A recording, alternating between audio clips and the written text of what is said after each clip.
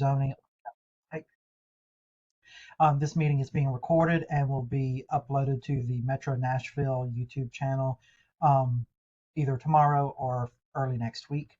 I appreciate Melanie Cruz from our council office for being on here to take care of that for us. I have representatives here who would like to present to those in attendance their proposal and their plans for this property on Couchville Pike.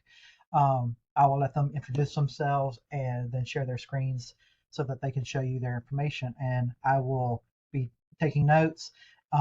If you have any questions, feel free to put those in the chat. I will monitor that as well, and we will have opportunities at the end for some questions and comments, and then I will close this out. All right, I'll hand it over to y'all.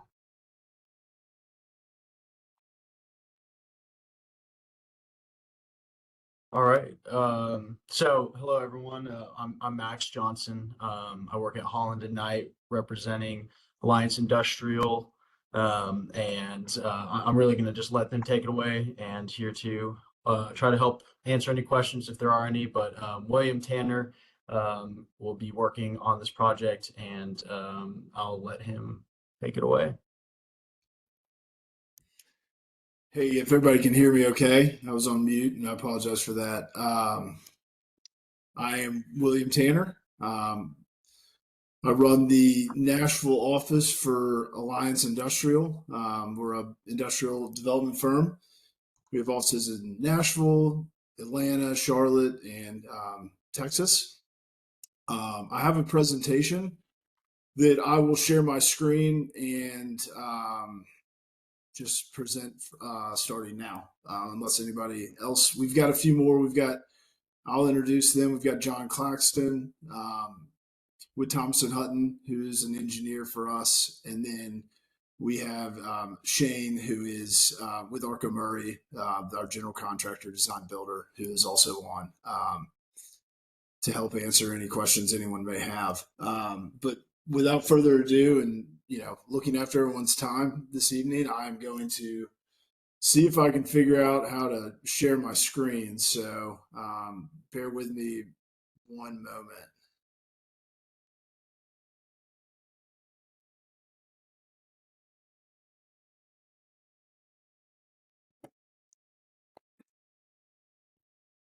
Can everybody see my screen? Is on? Yes. Yep, I can see it. All right. So I kind of hinted, I'm William Tanner, local Nashvilleian, born and raised here, outside of, a few years for college. Grew up on the west side of town. Spent my entirety of my career focused on industrial leasing, warehouse development, kind of everything in the realm of industrial real estate. And have since opened the office for Alliance Industrial here in town. And so I'm technically the managing director and partner of the Nashville office. This is the site, the aforementioned site. As discussed, it's about 11 acres on Couchville Pike. William, right now I'm only seeing your title page on your presentation. That's a problem. Oh, what about now? Yeah, that's it. Was share mouse. Yeah. Okay. Flip through that. This is the site. It's about, like I said, about 11 acres on Couchville Pike, 2791 Couchville Pike. It's built on the cover page of that slideshow. Yeah. Maybe you can click on your slides on the side and just. William, do you have two screens in front of you right now? I do. You might be sharing the wrong screen. Well, it's showing on here that I'm sharing. Is it sharing now? I can see the site overview yes, now. We see the site now. If you go to the top of your screen and click on, it should be, I can't see it too well, but slideshow, and then just hit in the bar at the top where you see like file, home, insert. There should be one called slideshow. Okay. Just right there, and then hit from current slide or from beginning. That works, and everyone will see. Can you see it? Did it move? It moved back to the cover page. Okay, we might just have to zoom in and do it this way, if that's okay with y'all. Yeah, If you want to I try see the one site more plan thing, there. if you want to try canceling out, like don't share your entire screen, but like share your entire screen instead of PowerPoint specifically, and that might fix the issue. Okay. All right, give me 1 second.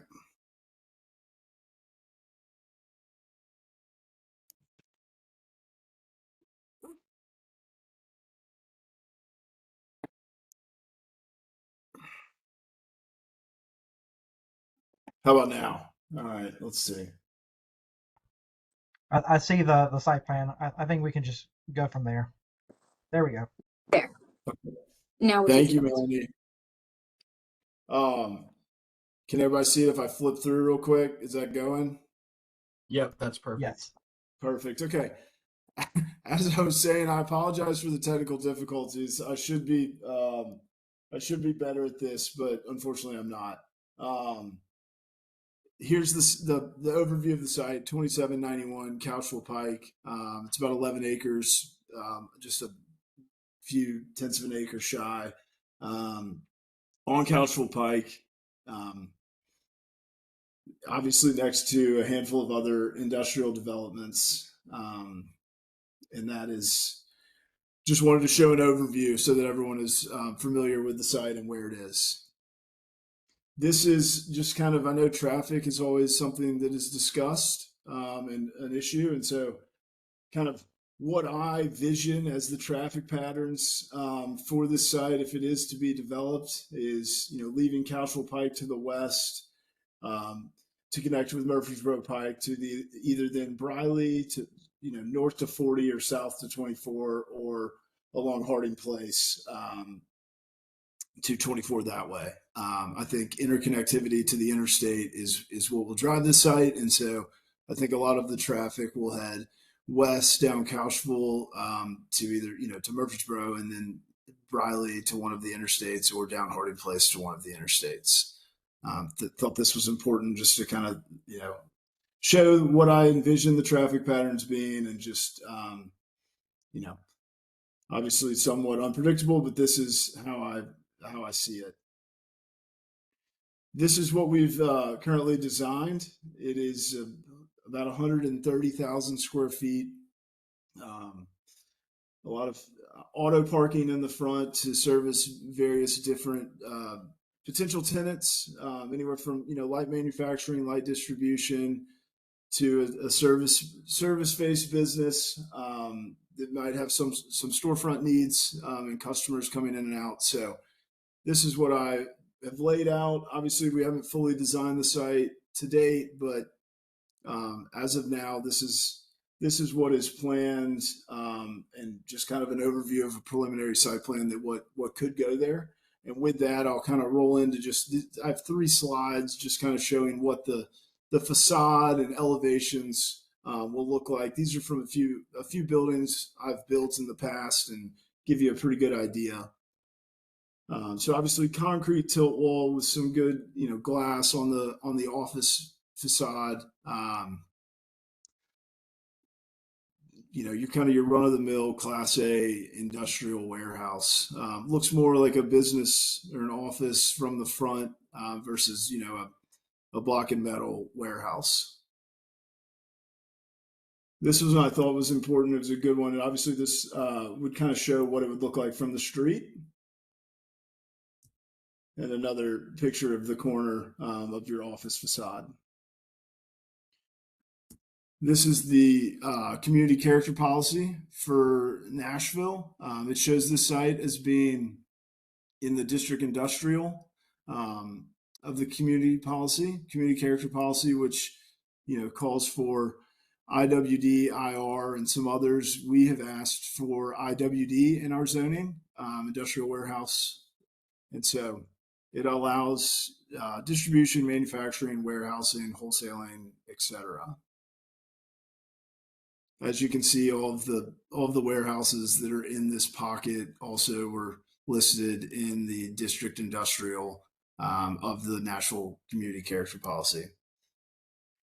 And this is the current zoning. It is R20, and we're requesting it to be zoned IWD, which kind of falls in line with everything, south and to the west of it, and kind of in this same pocket. And that's all I have. So unless anybody has any questions, I will about or likes to go back to another slide, I will stop sharing and go back on my face and answer any questions anybody may have. All right, I appreciate that. There's been nothing put in the chat just yet, so I will open the floor to any questions from any residents who may be on this call. I have a question. Yes. This is Diane Sharp at 2730. Where is the sewage supposed to? We need these 3 houses here, as you know, Russ. You've been working with Kane to get the sewage in for him. We need the city sewage here. Where, since there's not sewage running down this road, how is that going to access? How are those buildings going to tap into the system? So I'm happy to answer that. We're looking at a few different options with Metro right now. We've looked at capacity letters and doing some studies. I know a few of the properties in the area have gone on they've used a lift station and run a private line to the property. We're looking at that, running city sewage. So those are things that we're just kind of waiting to hear back from Metro on how they would like us to proceed. Okay, well, a follow-up to that question.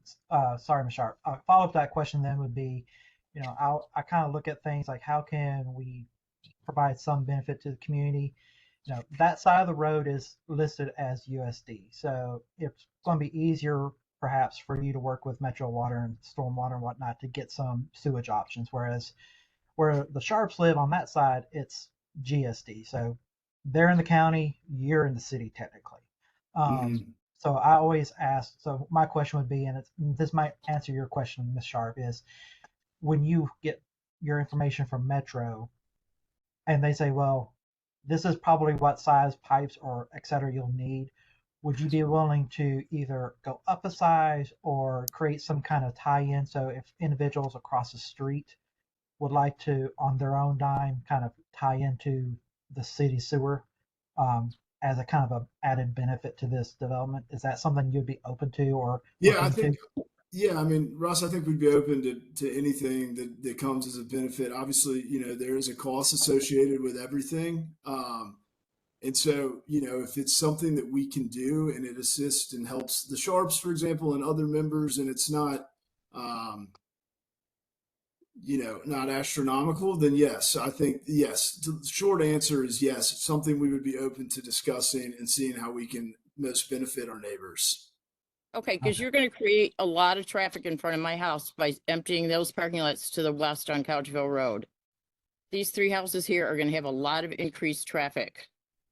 We're sitting out here now, and there are times where we can barely hear you because the traffic is already loud. So it would be beneficial to us, but also a good neighborly gesture to include us in, to work it in. I mean, yes, it's going to cost you money. It's going to cost you a couple $1 million. I assure you, Ms. Sharp, I want to be a good neighbor. And so obviously we're waiting for Metro. And once they give us some direction on capacity and where they would like to see the sewer, we would certainly like to have a sidebar conversation with you all to see how we can make this work. And I think, I could also help on this too.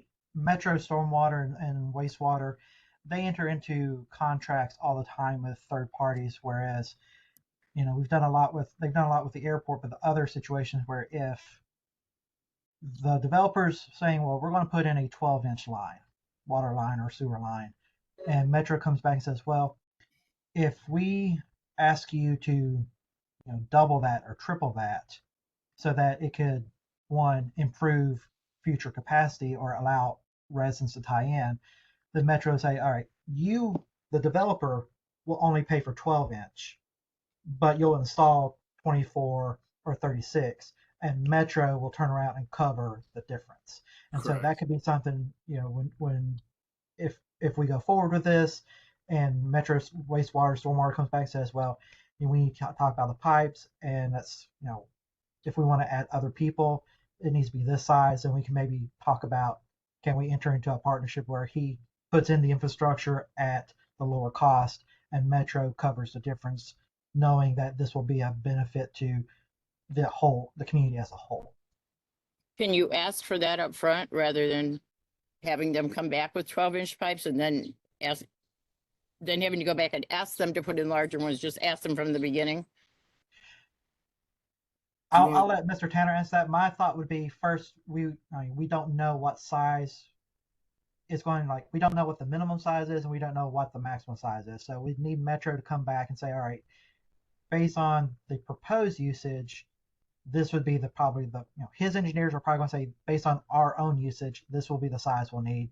Metro will then have to look and see how much bigger that will be. So yeah. I just threw out 12, 24, and 36 just for example. So correct. We don't know exactly what those baselines or what that maximum could be. But I can, having this part of these meetings is getting this information out there.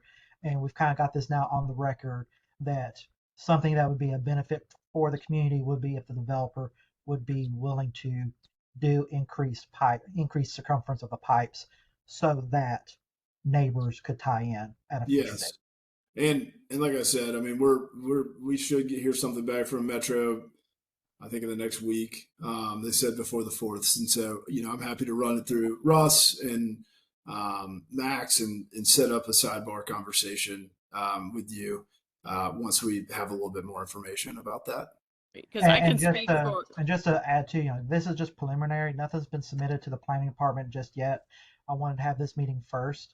And if we decide, the next step would then be file with the planning department, and then that will trigger all the different departments to review it and make their recommendations. And then at that point, we'd probably have some more of this answered for everyone.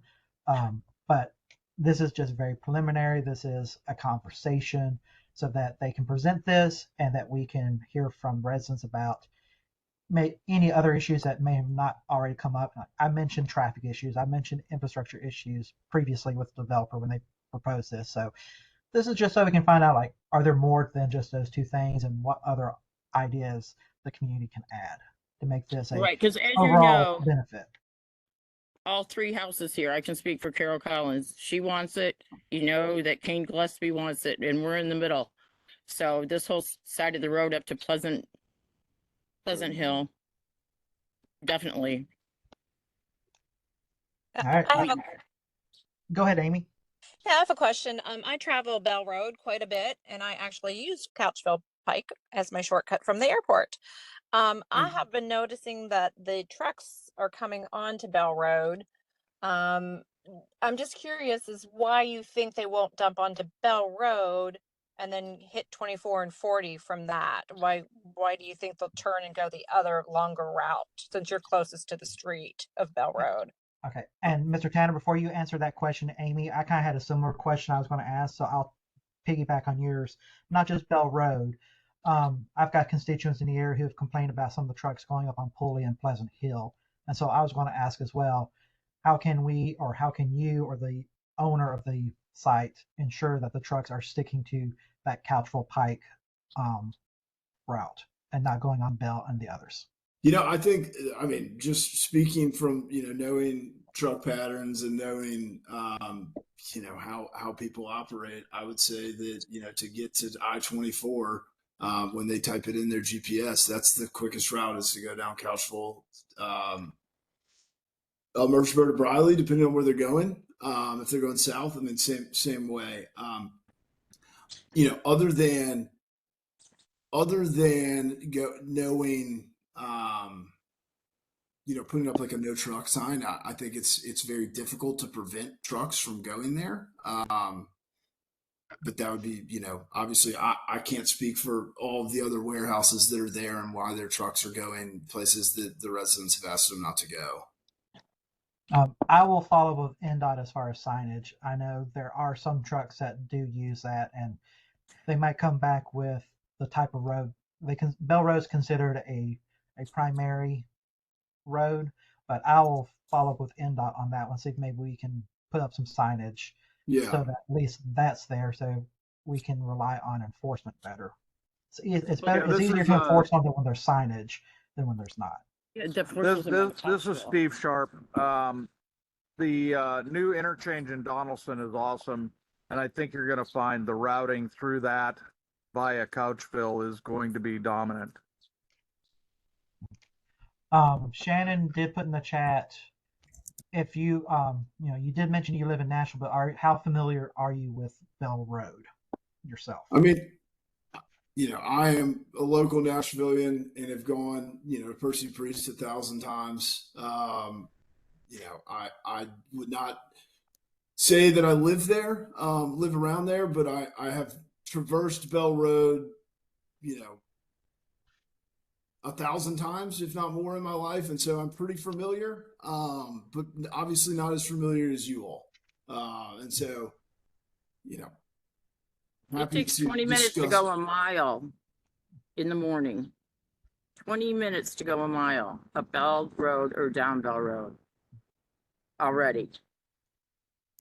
Yeah. So if you're going to route all those trucks past our house, that's a whole lot of traffic. As a question as far as the trucks, what size trucks are you thinking will be utilizing this? Are we talking like the large 18-wheelers? Are we talking about the kind of the smaller bob trucks? Like, what kind of traffic are you envisioning?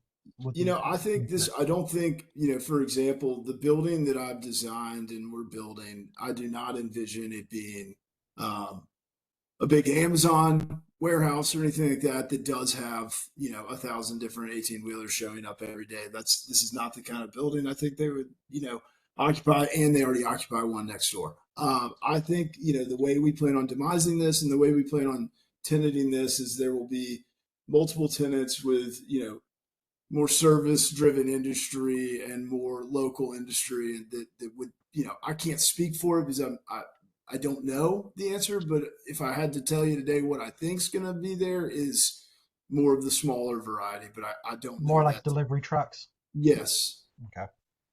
So you're talking vans and bobtails, not semis primarily. That's what I envision, Mr. Sharp. But like I said, I mean, there's not a tenant today, and so it's, what I think is going to happen might not be what happens, and so I want to make sure you know that, because I don't know, but that's what I think. Are you going to have to widen Couchville Pike? These are things that we're still waiting. This is preliminary, and we haven't submitted anything with Metro and the city, and we will hear what they would like for us to do in terms of offsite improvements. So not sure yet, but wouldn't be surprised if they asked for us to. And I'll kind of answer that one too. As far as the process goes, NDOT could take a look at this and say, well, because of the additional traffic or et cetera, they might say you need to do a turn off on Couchville into your property so that vehicles aren't stopping and turning, or they might specify certain improvements for that particular part of Couchville Pike. As far as the Couchville Pike in its entirety, it's something I've been pushing for 6 years now, and I'm still kind of getting frustrated with NDOT for not recognizing that for the last 20 years this area has been growing more commercial, yet this primary route in and out is still somewhat rural, and that it needs to be widened to allow for the larger trucks, especially in some of the areas where there's turns, and it's more of a safety issue than anything else. So those conversations have been ongoing, and they will keep going as long as I'm here.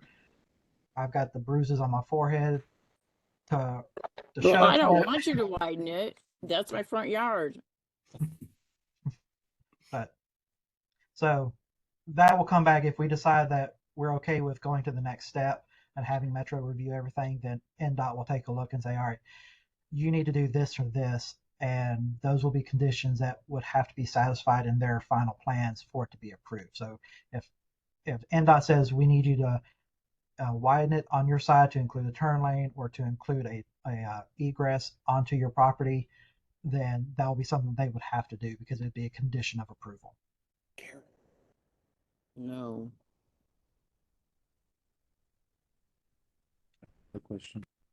Any other questions or comments or feedback? I have one, and I'm sure the neighbors who live there probably have experienced this. I live a Oh, sorry, I didn't see your subdivision. hand raised, Amy. My apologies. Okay. Um, I live in a subdivision over, and I know that they were having trouble with the cars racing back in there. And I don't know if the developer is aware of that and, has some ideas on That how stopped. That's it been stopped. gone for 2 years. Yeah, the Really? police and Metro have closed that down. Okay, There was a great. kid that got busted in Franklin and charged with multiple charges, you know, creating those groups, and it all came to a stand. It doesn't happen here anymore. Oh, good. I still Well, hear it in my neighborhood, and I have a neighbor who was a policeman, and he told me it was over there. So they've just probably moved, but I'm glad it's not happening anymore over there for you guys and us. We are too. Yeah, it well, was pretty and something nasty that for could a be while. suggested, sorry for speaking over, something that could be suggested is maybe having if the developer could put a gate so that it closes after a certain time, unless it's a 24/7 facility, then maybe it could be like a card access type gate, or private cameras on his property, as ways to deter folks from maybe using that parking lot as a grouping There, area to start there will their activity. certainly be cameras. I can assure you of that for security reasoning. And so, if anybody's racing by there, thank goodness for Metro Nashville Police Department. But if anybody's racing in and around that property, they will certainly be caught via security and cameras. All right. Anything else? Going once, going twice. I will go ahead and add my little bit to this. So, like I said earlier, this is just preliminary. Nothing's been filed. Nothing's officially been started on this. This is how I like to do these things: is to have this introduction, this kind of conversation, so that if there's anything that needs to be changed with the plan, that can be done now before something's actually filed. Because anytime a developer has to resubmit plans, that's going to cost them money. And I see my role as your council person for here is to identify, first of all, the developer, their job is to develop this property, to make a product, to make money. The community has their issues, their concerns, their needs, and so my job is to bring everybody to the table to so you can see this plan, so the developer can hear feedback from the community. We can work on something that doesn't too drastically impact the community, that does provide some kind of benefit to the area. Um, you know, it's going to be a compromise, and what they say about compromises, nobody walks away completely happy. So, the community is who's going to have to live across the street from this, and so that's why it's important for me that y'all have this opportunity at the front end to both see what's being requested and to provide input and to let your concerns be heard so that we can try to work with it. If what yes or no, I usually do try to have like what I call a debrief after this with the developer and property owner to kind of say, all right, here's what was heard. Now here's what I heard. Did you hear the same thing?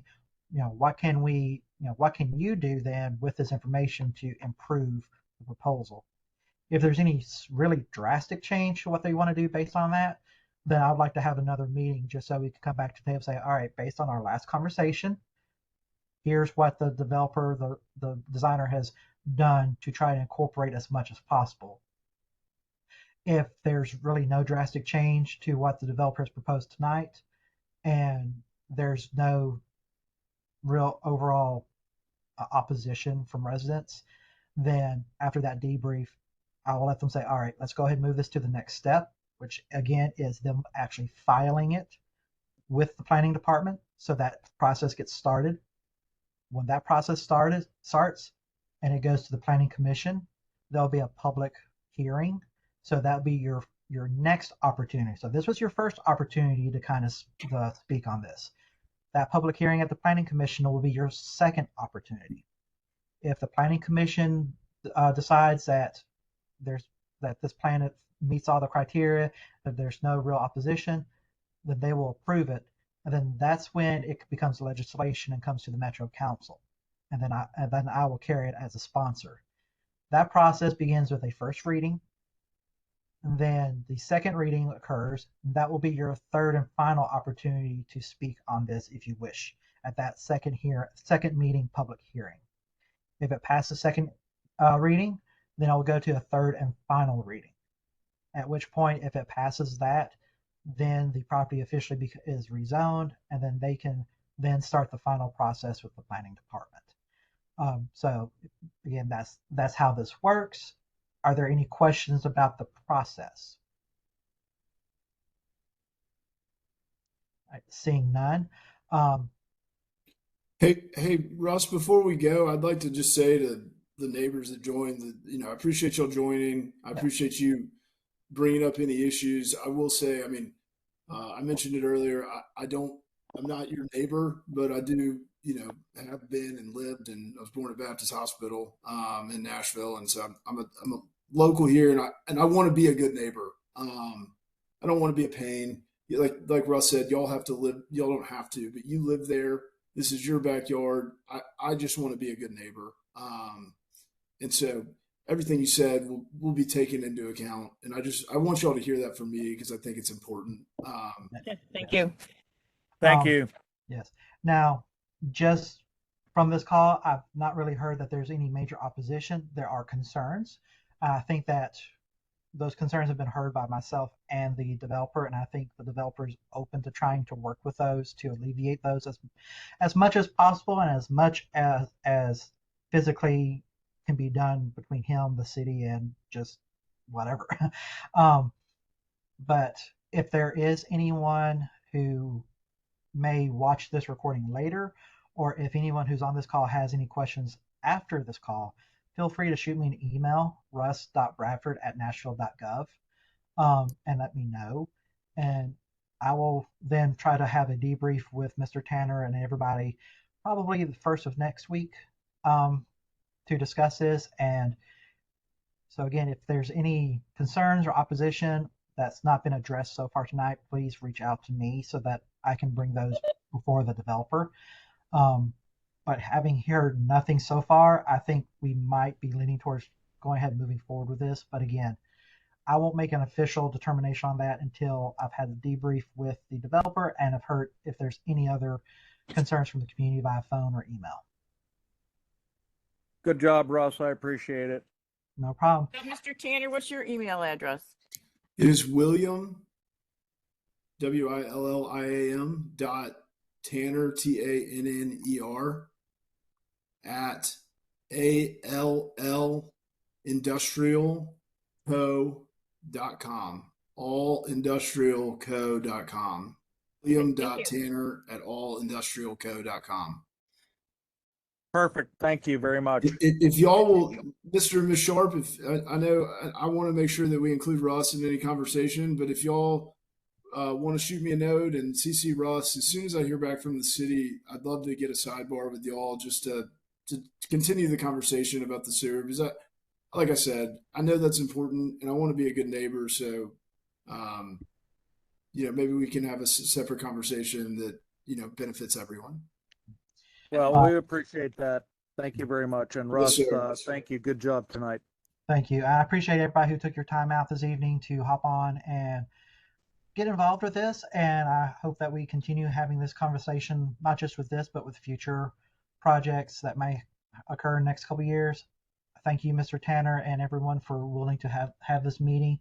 It's not typically what most people do, but it's something I've tried to require of every developer, so that we're not having to change plans halfway through and that we address everybody's concerns at the very start.